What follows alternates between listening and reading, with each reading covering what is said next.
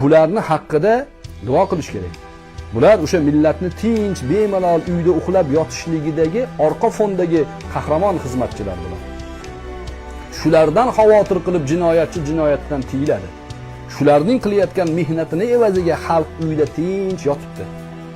GAI xodimlari. O'sha sababdan juda ko'p trafiklar, juda ko'p probkalar oldi olingan. Bular qahramon bo'lmasa kim qahramon? Bular maydondagi qahramonlar. Lekin mana bu ishingizga ajr beradi.